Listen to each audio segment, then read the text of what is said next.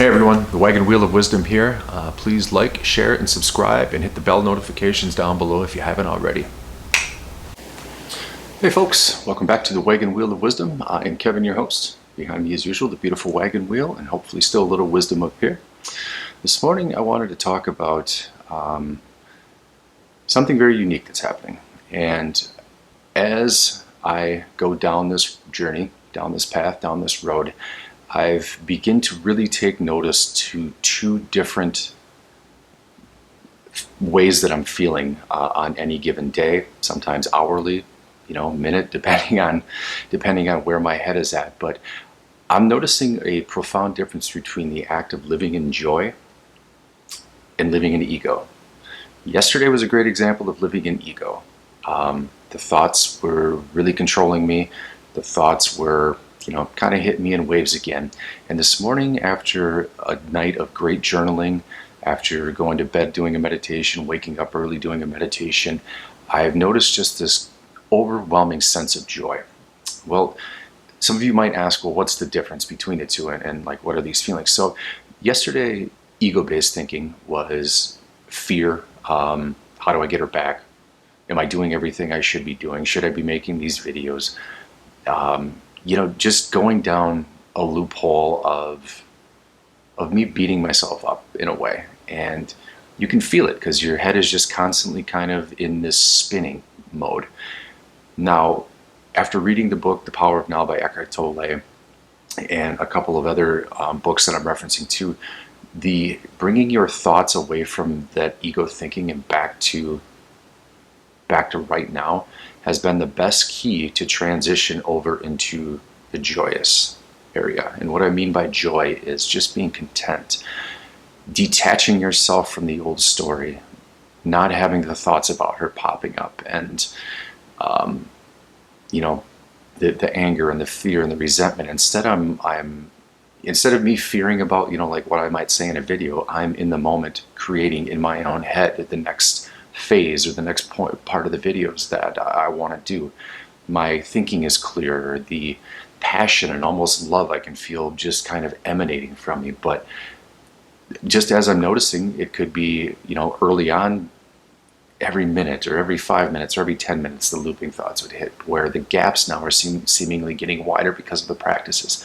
And I wanted to comment on something, and this is a comment that somebody had said, that you're only 4 months into this, you seem to be really far along, and I'm paraphrasing here, by the way. You seem to be really far along. I don't think you're on a twin flame journey, they said, et cetera, et cetera. And how do I know that? We're back. The camera shut off for some reason. Anyway, what I was saying was, I can't beyond any sort of reasonable doubt tell somebody that I'm on a twin flame journey. This journey, whatever it is something that, like many of us, all of a sudden I'm broken up with. I don't know where to turn. I don't know what's happening. I don't know why I'm feeling the way I'm feeling. I don't know, the emotional highs and lows, why they are so much worse than any other event or breakup that I've been in my life. And somehow I navigated immediately over to twin flame. Like this stuff was dropped in my lap. The tarot readings, the obsessive thinking, the emotions and this and that. So can I say for certain that this is the journey I'm on? Yeah, I can. And I'm not ashamed to say it. I'm also not ashamed to say that I'm a divine feminine in this journey as well. I am the chaser, she is the runner. The connections, the moments that we shared, just the undeniable feelings of when we were together, just according to like everybody else's testimonials, books I'm reading, videos I'm watching, which I'll get to here in a little bit, that to me it's undeniable at this moment in time. So that's the only response I have to that comment, and it might seem to people like, wow, only 4 months in and you're this far along. I don't have anything else to compare it to. I just know that when I do work on disciplines and implement them into my life, I really go hard on them. So I don't know. I hope I hope I can be a guiding light in that aspect and a leader in that aspect to allow people to know that while you can get to a new state of being and a new state of mind in a relatively shorter amount of time than it normally would have took when you're exercising different disciplines and sticking with them and believing in yourself. So that was my comment to that question. But the one thing I think we really all have to do, I am so guilty of this too as we navigate through this, is the fear-based thinking and how we must detach from that old story. So fear-based thinking, living for right now. And when I talk about disciplines, number one, reading the book The Power of Now by Eckhart Tolle and the direct meaning behind it. So when I first started out, the thoughts, oh my God, 24/7 it seemed like, her on my mind, her name in my head, just boom, boom, boom. The discipline that needed to take place, and it had to happen often throughout the day, where I would start thinking, nope, right now. Breath work, breathe, just right now, and learning to catch yourself before you go deep into it. Because if you're anything like me, once you go down that river, you hit the rapids, man, and it's on. Like it's thoughts just one after another, anger, fear, how could you do this to me, etc., etc. But when you're able to come back to right now, the exercise itself, the discipline itself, starts to become a little bit easier. And it's not going to be something where it's like modern medicine where you take a pill to fix it in a day. This isn't like that, you guys. This is excuse the words, but a war of attrition on this one. You have to enter into this with the mindset that I'm going to do my best to win, and it might be a minute of the day, it might be 5 minutes of the day, but I'm going to win those 5 minutes. I'm going to win these 10 minutes. And once you begin to start building up that mental muscle, the duration and time gaps in between the looping thoughts really start to widen out. And you're able to stay more focused and more present on right now. The hardest part is the battle we have with our ego and our heart, our ego and our soul, however you want to look at it, your inner guidance system. The ego should be a tool that you can pick up and set back down. It should be a mechanism that is your servant and not your master. It should not control and or dictate how you think, how you feel. And when you're broken up with, there couldn't be a better test out there to get your ego in check.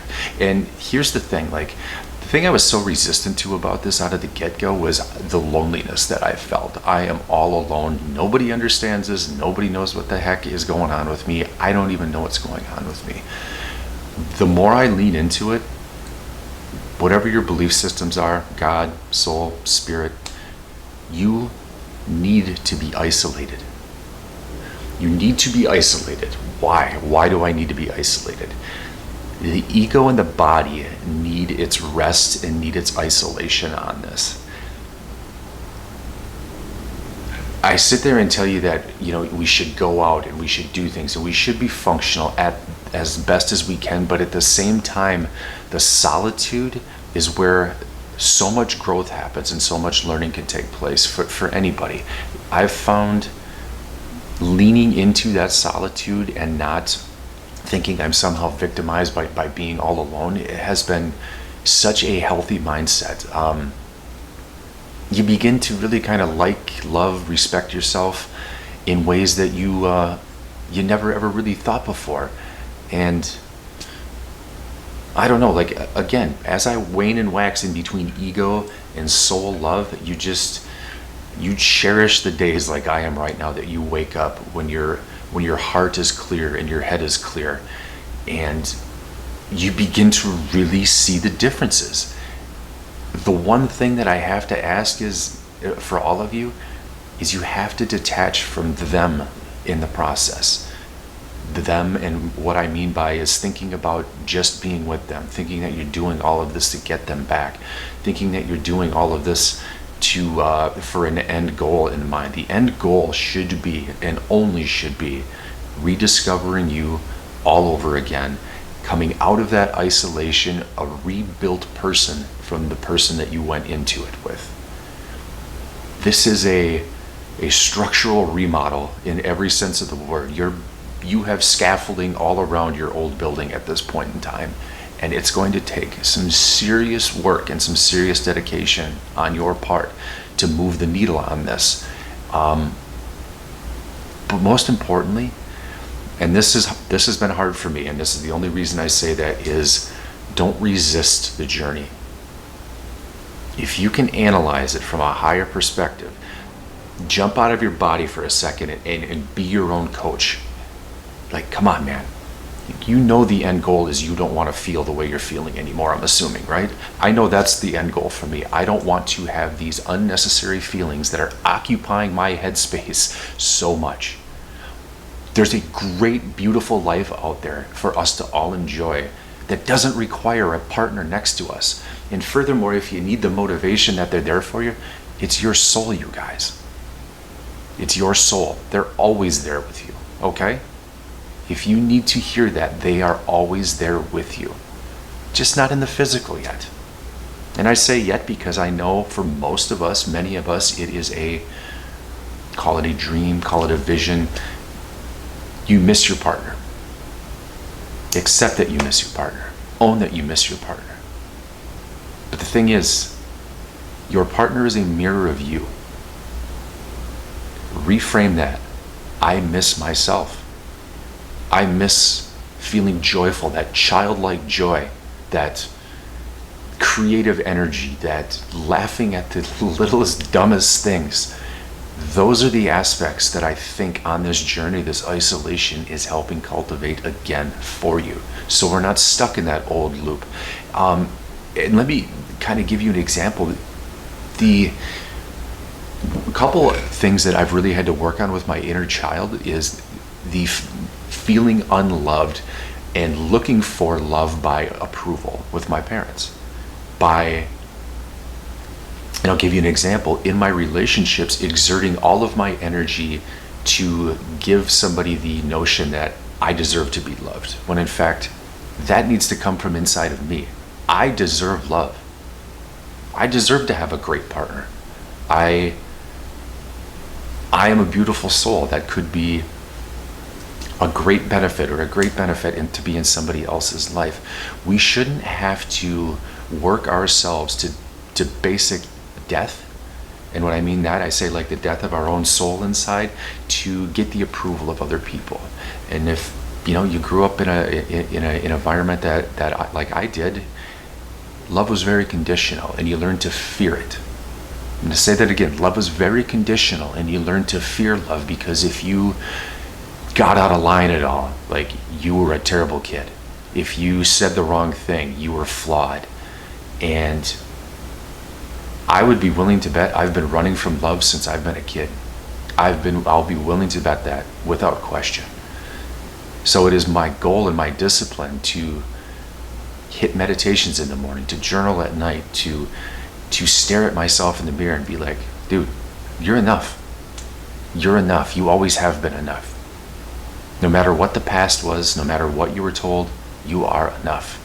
And that is the point we have to get to, you guys. We have to completely detach and separate out that other person. And I realize that's a very hard thing to do, but at the very least, when you begin this, or if you're still doing this, check those negative thoughts and get present. That is a great start to this whole detachment thing. And once you detach yourself from this old story, amazing things are going to happen in your life. And you notice I didn't say they're going to come back into your life. Amazing things are going to happen to you in your life, things that have been blocked all along. That is when you're going to truly begin to feel this love, this joy, this peace. Imagine a day, a full day, you being awake of peace and not thinking about this. It's going to be a good thing. The other suggestion I have is, and that could even mean my videos in some capacity, don't screen suck about twin flames. Much like tarot readings, we have to stop doing that. Listen to your inner guidance system on this. Find people that you truly resonate with that are sending out positive messages that are just about you, okay? A lot of it is fear-based, I feel. A lot of it is selling something, I feel. A lot of it is, I've got the answers to get you your person back. I'm having a conversation with all of you about you getting you back. I realize in videos past I've talked about, me having a dream and a vision of her coming back, and that bag has to get set down. I gotta find me before anybody else can come into this life. And I'm slowly starting to see that guy in the mirror again in a great way. So I'm going to keep talking about, the days that yesterday was a great example of me living in ego. Great example of it. Today it's shifting. And this is what's going to happen. It's going to ebb and flow. Things are going to catch you off guard. There's going to be triggers. But as I said in the beginning of this video, that power of right now, that taking a deep breath and just sinking into the moment is going to be literally a lifesaver for you and a life raft. Those damn thoughts, like I said, that ego should not be your master. It is your servant. It's a tool you can pick up and set back down, because it is very useful at times.